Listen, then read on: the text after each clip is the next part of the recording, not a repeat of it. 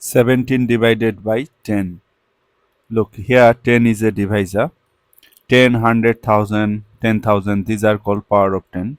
To divide a whole number by power of 10, just count the number of zeros and move the decimal point from right to left. Since this is a whole number, so first decimal point will appear here, and then we need to move decimal point equal to the number of zeros we will find in the power of 10 number. Here 1 0, so decimal point will move 1 places from right to left.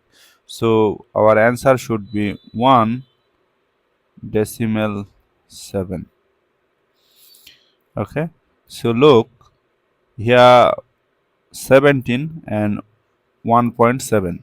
17 is greater than 1.7. Actually, division means what? Division means repeated subtraction. Okay, division means repeated subtraction, and in subtraction the value of the dividend will be decreased.